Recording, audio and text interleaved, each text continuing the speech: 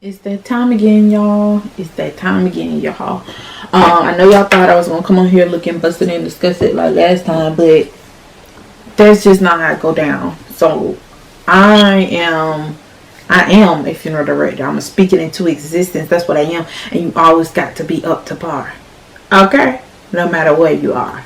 I be around all the time. But anyways, I got my coffee. I got my timer. I got my books. Is y'all ready to study?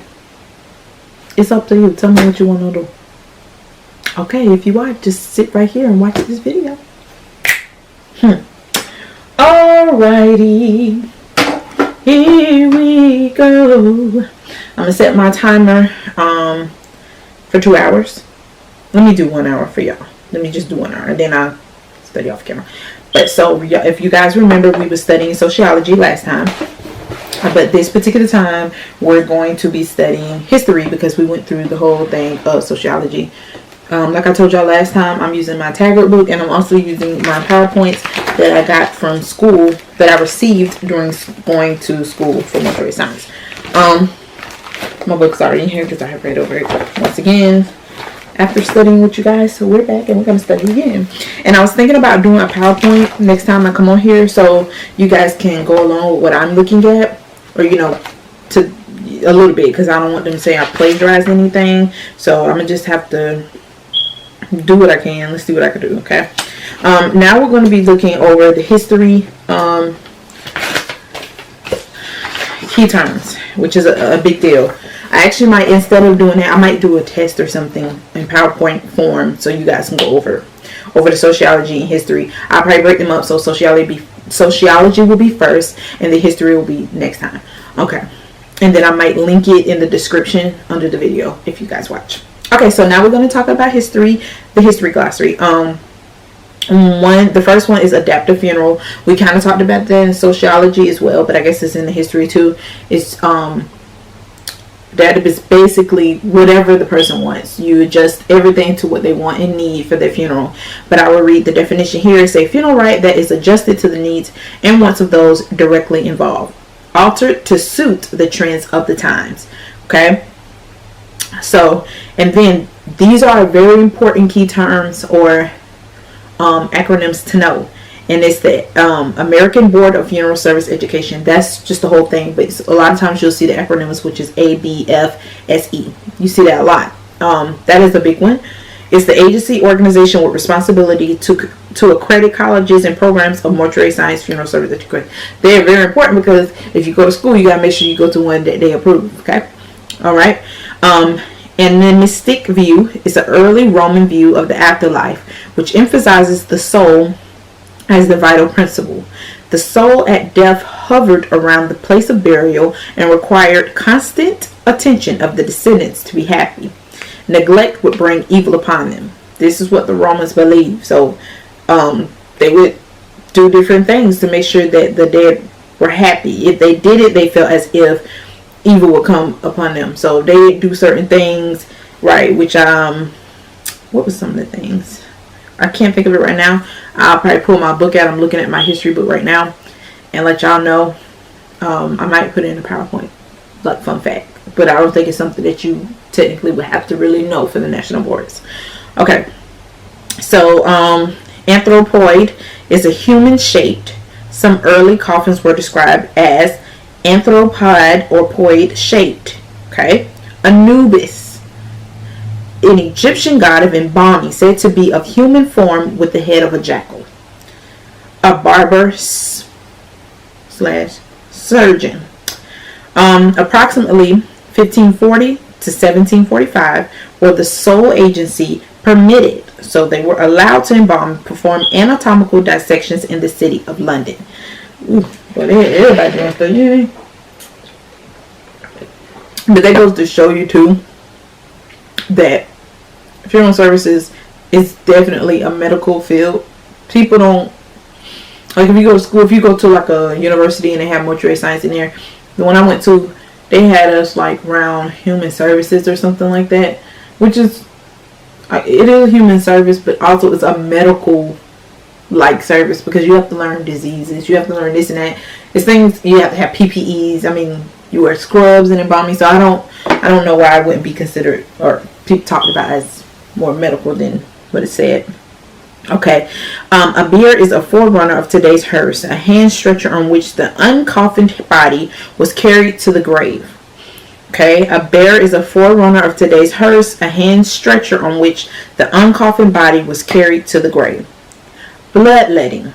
This is probably one of the easiest terms to remember. Belief or practice of draining a quantity of blood to cure illness or disease. It's something they did way back in the day. Burial case. Generic term used in America to designate all burial receptacles as new variations of the coffin were being offered. So again, I'll read. Generic term used in America to designate all burial receptacles as new variations of the coffin were being offered. Okay. Burial club. Created in the 1800s, London, by the poor people as a means to afford funerals, costs were shared by others via weekly collections. They were the forerunners of industrial insurance. So these people made basically like a GoFundMe for back in the day. That's really what it was, except for they was doing it weekly. And that's how people that were less fortunate got their funerals. It's not even silly to me. I think, like they say, it's the industrial insurance. I mean, it helped a lot of people, I'm sure. Burial and Woolen Act of 1666 required that woolen cloth be substituted for linen in the shroud and lining of the coffin.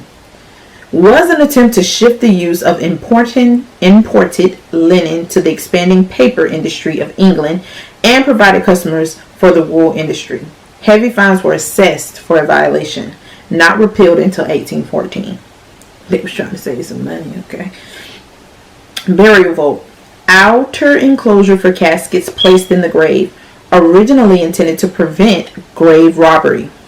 Okay. Canopic jars. Jars made of alabaster, limestone, basalt, clay, and other materials used by the early Egyptians to store viscera of the deceased. Casket. Okay. From the French term casse, meaning jewel box or container for something valuable, came into dominant use in patent literature for burial receptacles in 1890s in America. It is a rigid container which is designed for the encasement of human remains, which is usually constructed of wood, metal, fiberglass, plastic, or light metal, and ornamented and lined with fabric. That is the FTC definition. You need to know that whole thing. And here's another important one. Casket Manufacturers Association. It's the organization of the casket manufacturers intended to facilitate sharing of information. Now it's known as the Casket and Funeral Supply Association. Okay. Catacombs originated in ancient Rome as excavated cemeteries cut out of soft rock for the tombs of wealthy Christians. Okay. These are for wealthy Christians. Later became a place for religious rites to avoid persecution. Ooh. Catafalque. CATAFALQUE. A raised platform with or without a canopy used for a body to lie in state. Okay. Chadwick's report. 1840s reported on unsanitary conditions in London created by intramural burials, the high cost of funerals, and the first use of the death certificate. Thank y'all. Circle of necessity. Ancient Egyptian belief that the soul of the deceased would make a 3,000-year journey and return to the body. Once reunited, the whole man would live with the gods. This belief created the need for embalming. Okay. Coffin. From the Greek word coffinos. Utilitarian container designed to hold human remains, often anthropoid in shape. Conference of Funeral Service Examining Boards. Organization of Licensing Agencies in North America. Important, but you should know this. Organization of Licensing Agencies in North America, responsible for a national licensing exam known as the National Board Exam. That's what we're doing right now. Established in St. Louis in 1904. Been around a long time. Cooling board. Cooling board is a portable table on which the body was placed while the corpse cooler was in use. Later became the embalming table when embalming was done in the home of the deceased. Corpse cooler is a type of ice chest placed over the torso, the body, in order to slow down the process of decomposition prior to the funeral. It was typically a responsibility of the undertaker to provide ice and change the ice when it melted. Cortege is a funeral procession. Cremation, a method of disposing of the dead body via fire, first attributed to the ancient Greeks. This is a big one. Cremation Association of North America, founded in 1913. CANA is an international organization of cemeterians, cremationists, funeral directors, industry suppliers, and consultants. CANA was originally formed to promote cremation as a modern, safe, and hygienic way of dealing with a dead human body. Crier, English custom of Middle Ages which lasted until 19th century. A person who walked the street calling out the name of the deceased and asking people to pray for the soul of the departed. People do that just on principle.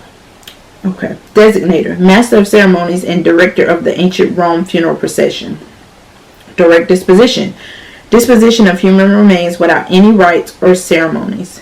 Drummers, traveling salesmen who went from town to town selling their products. Early embalmers often obtained their products in training in this manner. Effigy, a life-sized wax recreation dummy, in parentheses, of the deceased, often used at state funerals because the body of the deceased should be present for the funeral but cannot be preserved for that length of time. Elysian fields, in Greek mythology, the Greek version of heaven. Extramural burial is burial outside the walls of the city, concept introduced during the ancient Rome times. Okay. Fisk metallic coffin, patented in 1848 as form-fitting, airtight metallic coffin designed to improve ability to preserve the body. Also had a glass plate to allow for viewing of the face. Okay. Funeralis, Latin for torchlight procession. Word funeral derived from this. Funeral feast. In Middle Ages, the wake also served as a feast to welcome the principal heir to his new estate. For ancient Greeks, funeral feasts ended the fast of the bereaved. I guess it almost seemed like the repast that we do now. Okay. So, funeral trolley car. A specially designed train car run on a city's trolley line to transport casket and mourners to cemeteries on the outskirts of the city. Funeral undertaker. Provided services of organizing and facilitating funeral details as an occupation, aka undertaker, different from furnishing undertaker. Furnishing undertaker provided supplies and merchandise, for example, door badges, carriages. To funeral undertakers who were dealing directly with the public, furnishing undertakers filled the role of the middleman. Gravity injector, apparatus used to inject arterial fluid during the vascular arterial phase of the embalming process. It relies on gravity to create the pressure required to deliver the fluid. 0.43 pounds per pressure per foot of elevation. That's the old centrifugal machine. Ooh. Okay. Hand pump. Method to apply to continuous flow of embalming solution via manual manipulation of a handheld mechanism. Hearse. Today, a vehicle specially designed to transport casketed remains, derived from French word hearse, originally a stationary framework of wood to hold candles and decorations placed on the coffin Verona. Verona was a bear. Hearse and bear were used interchangeably until the mid-19th century, aka funeral coach. Immediate burial. So it's a disposition via earth burial without any form of funeral rite at the time of disposition. Inviters to funerals. A specialty connected with funerals in the colonial America, called personally upon those expected to attend funerals, often a municipal appointment. Now, there's a lot in the history, just so y'all know. Jewish Funeral Director of America. is chartered in 1928 to secure harmony in the profession among Jewish funeral directors and elevate the practice of profession. Layers out of the dead became an occupational specialty in many larger U.S. cities by the end of the 18th century, predecessor to the undertaker. Leagues of prayer, formed in the Middle Ages by laypersons to bury the dead and to pray for the souls of the faithful departed. Libitina, the ancient Roman goddess of corpse and funeral. Libidinarius, head undertaker in ancient Rome, the secular role model for today's funeral director, conducted his business at the temple, a libitina, where death was also registered. Life signals. Due to the fear of premature burial, many early American coffins were designed and patented with a method to alert the living if someone was buried alive. Okay. Mound burial. Ancient Viking custom. After deceased was placed in his boat with items necessary for the spirit to maintain the position held on earth, all was cremated and the pier then covered with earth. Mystery cults. Religious or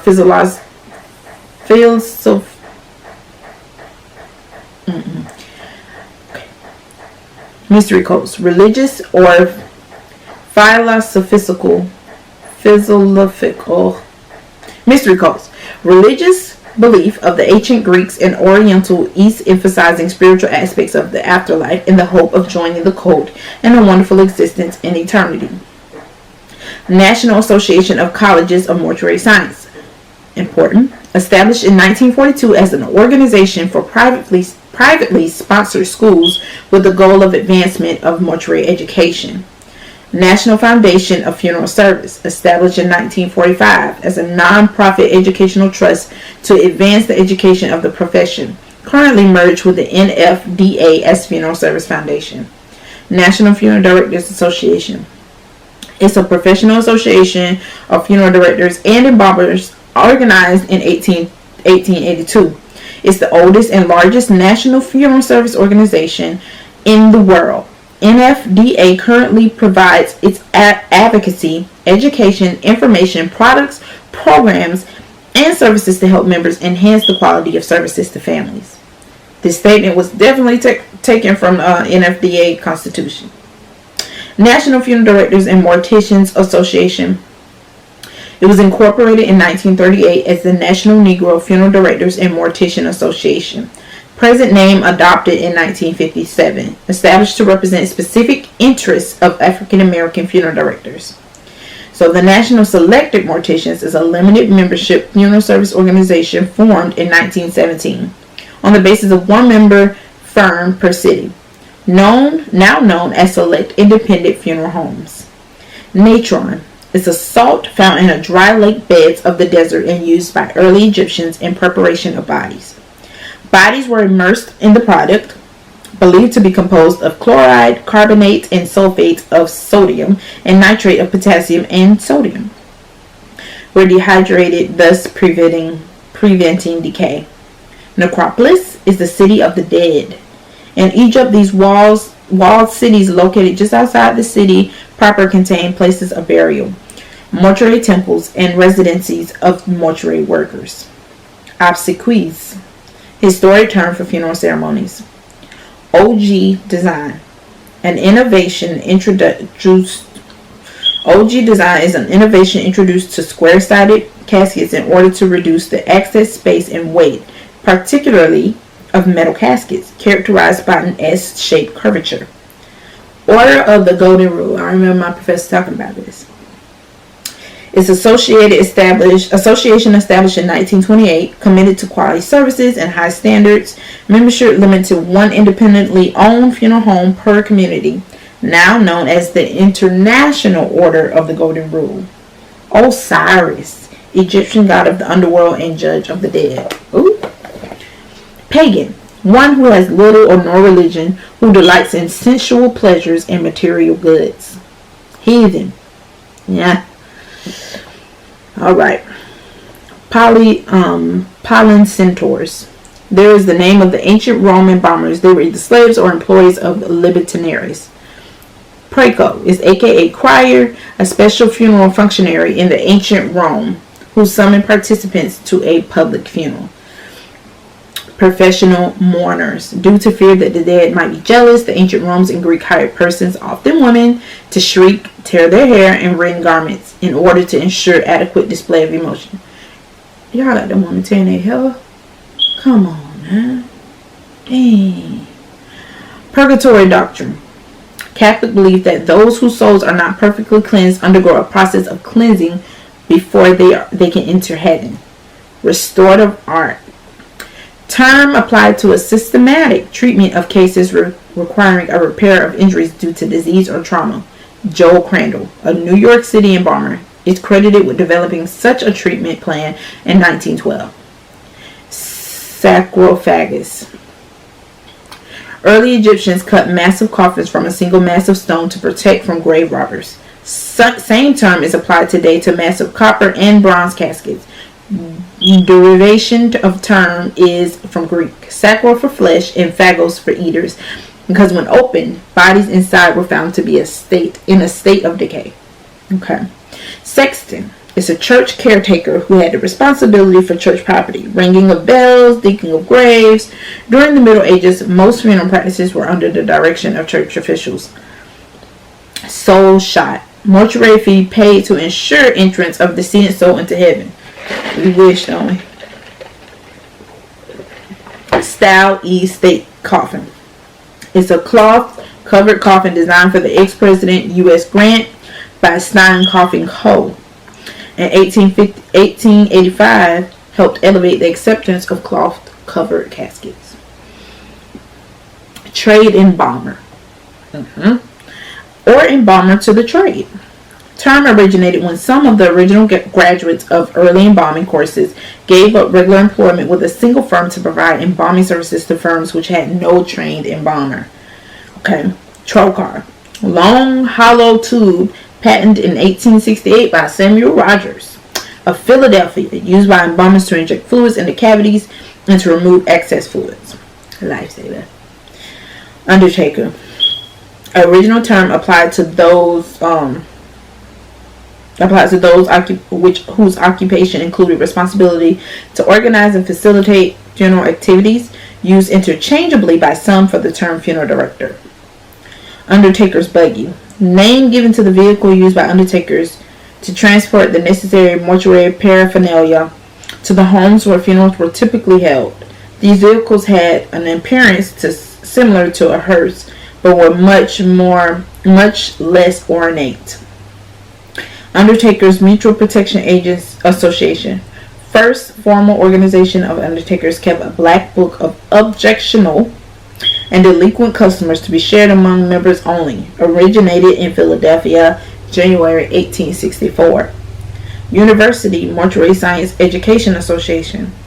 Organization of college and university-based funeral service programs established in 1961. Okay. Wake. Originated as an ancient Hebrew practice. Family and friends would sit with the deceased as precaution because premature burial continued as an act of pity in Middle Ages, aka vigil for the dead. And that's it for the history glossary, but then there's names that you would need to know. Okay. So, history names to remember. Osiris, which we did talk about that in the glossary terms. It's an Egyptian name. Remember that. Osiris is Egyptian. He's the god of the underworld and judge of the dead. Ra, Egyptian. Sun god. Anubis, Egyptian. God of embalming. Kerheb, Egyptian. Head of chief undertaker. Dionysius. Dionysius. Whatever. Greek. God of wine. Lead to the cult. A philosophy about the afterlife. Charon is Greek, and he's the ferryman for the boat on the river Styx. Stele, or Greek, or stele, Greek, is shafts created for upright slabs of stone. Kions is Greek, is columns. Trapeze is Greek, is square cut tombs. That should be kind of easy to remember. Nadia is Greek, temple-like tombs. Herodotus is Greek, and he's the father of history. Epicurus is Roman, lead to cult and why am I can't read that word for nothing in the world right now. Philosophy, way of life. Libertinaries is Roman. He's the head undertaker. Libertina is Roman, and she's the goddess of the dead and funerals. That's where Libertinaries used to do his embalming, and that chapel that her stuff was in. Praeco is Roman. It's the crier, like the town crier of colonial America. Funeralis is Roman. It's the torch lit parade became funeral. Basar is Hebrew, flesh. Nefesh is Hebrew, breathe. Leonardo da Vinci is Italian. He did the anatomical plates, the Last Supper. Michelangelo is Italian. He did the sculpture of David, the Sistine ceiling. Dr. William Harvey, English, circulation of blood using a frog. Marcello Malping is Italian. He did the capillaries, and he's the father of histology. Anton van Leeuwenhoek is a microscope. He did the microscope, and he's the father of microbiology. This thing getting tight. Lord, I gotta listen big to get it. Okay, Louis Pasteur, father of bacteriology, fermentation, pasteurization, and the germ theory of disease and more. He did a lot. Pasteur. He got a lot of things named after him done.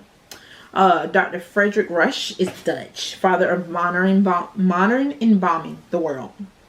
Gabriel Claudius is German, and he embalmed without evisceration, injection with lye in the veins. So he embalmed without evisceration, and he inject with lye in the veins.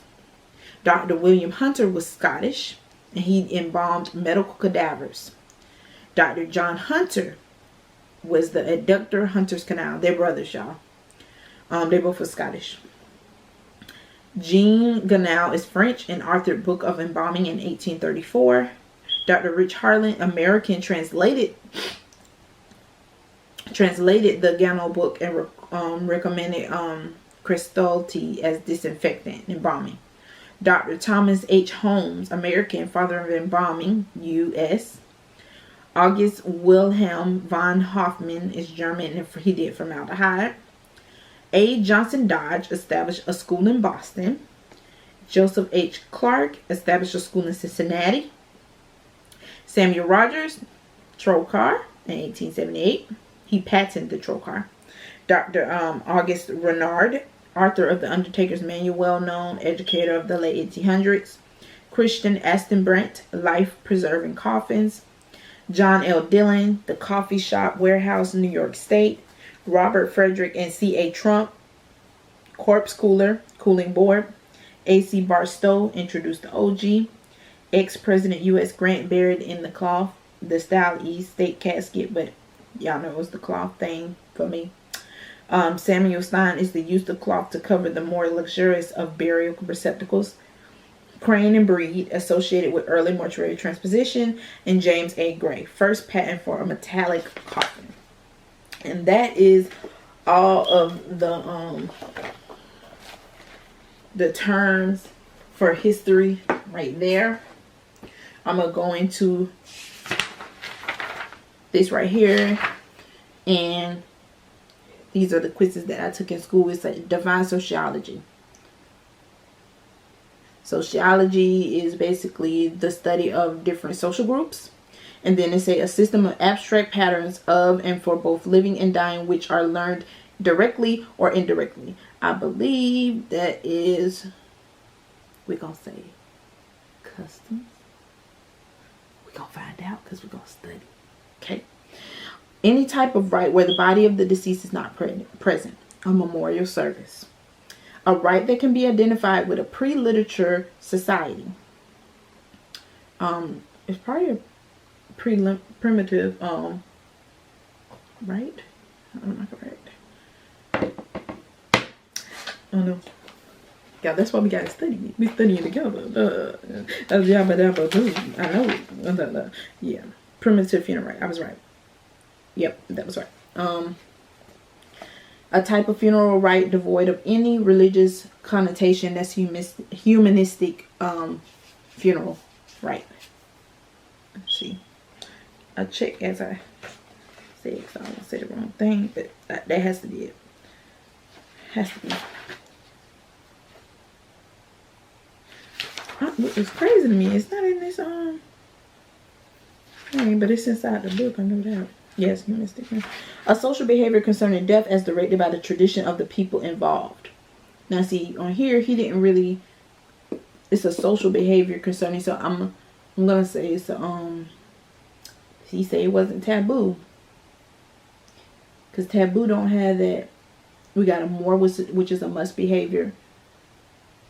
Taboo is a must behavior too. Folkways, I'm assuming that's what he means. Folkways. But it's kind of weird because he said social behavior concerning death as directed by the tradition of the people involved. I gotta figure out what that is. I ain't gonna say that. It's a type of family unit where all members of the family have a voice in governing matters and decision making.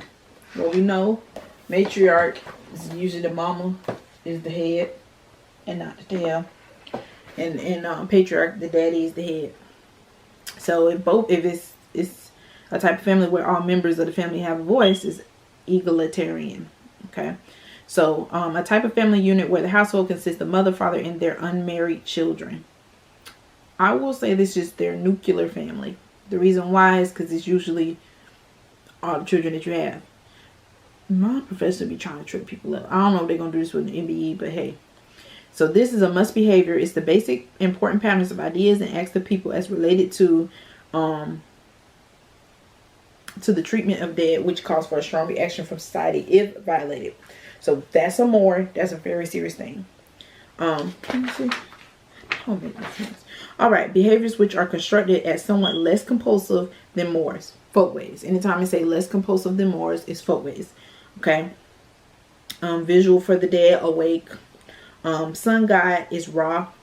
God of embalming is Anubis. A municipal appointment, a specialty connected to funerals in a colonial America. I put funeral inviter. Let me check, because I remember us just reading that. But he put like, okay, like, I'm going to give you this or something. This is years ago, y'all.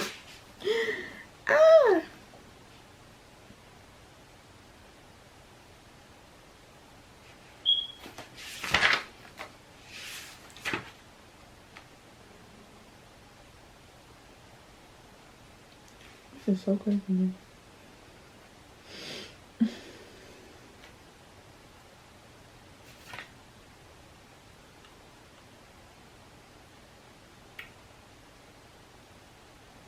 It is. Oh, I said funeral inviter. It's an inviter to funerals. That's what it is.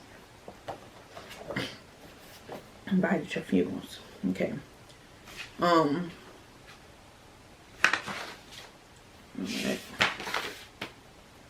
And here's some. Let me see how much time we got. Let's see how long we've been studying. We've been studying for only 30 minutes.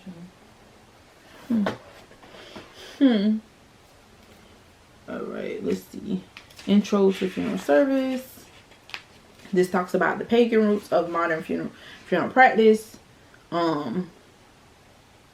Death beliefs. Basically, we just went over all of that. He basically made it where we could just study on our own. And just look up some of this stuff, because it's not really telling too much.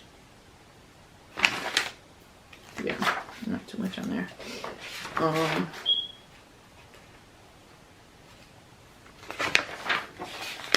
I'll just make a little test for you guys, and next time I come, you guys can look it over.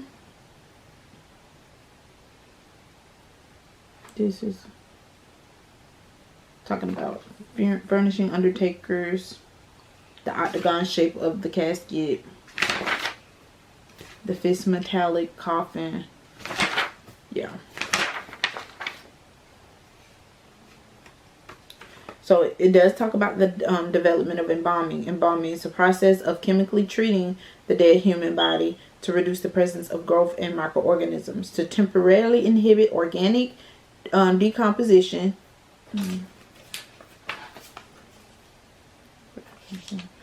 decomposition, and to restore an acceptable physical appearance. And what our professor taught us that was embalming was the disinfection, sanitization, and preservation of dead human remains to recreate natural form and color that one once had in life. Period. Still got it. Okay. Anyways, so development of embalming.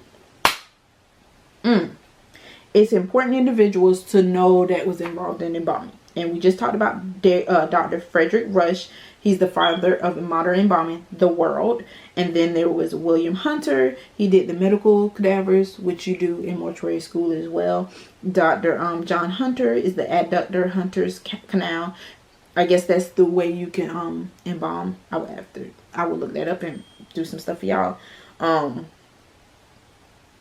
Jean Ganal is the author book of embalming. I believe Thomas Holmes. No, it's Renard who redid that book for him.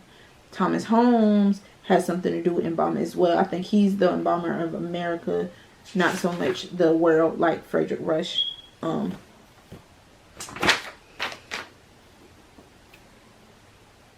Yeah, so this talks about chemical embalming, role of medical practitioners in the development, Civil War and funeral of President Abraham Lincoln is what really got us started with the embalming with formaldehyde, so that people could get their loved ones from the war back and they were able to see them, and it would be safe. So yeah, so Dr. Holmes was the father of American embalming.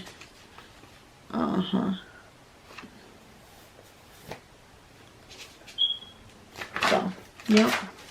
And once again, these are on my other things. These are the important acronyms that I was telling y'all about earlier that you need to know.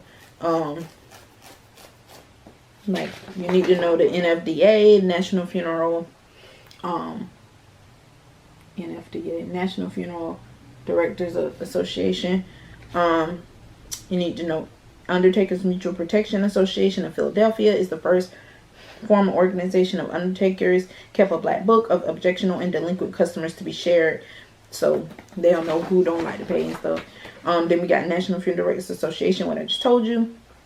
They are currently provides advocacy, education, information, and products. Y'all need to know that.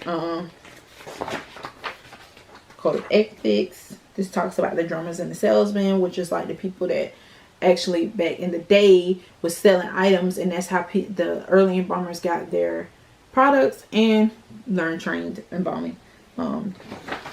They were trained. What problems? State licensing law reflecting regulation. National Funeral Directors Association, National Funeral Directors and Morticians Association. And remember, this is the one that used to be called National Negro Funeral Directors and Morticians Association, that was changed in 1957. I hope I'm not talking too fast. That's the Floridian in me.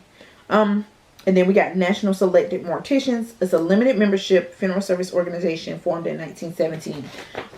Literally, when you're studying, it's repetitive. It's repetitive. The more you talk about it, the more you say it, the more you read it. It's the way that you will learn it. That's just why I'm reading it to y'all, because it's like helping me to learn this stuff and keep it in my head. But also, I will pray that you guys are able to keep watching it and do that as well for yourself.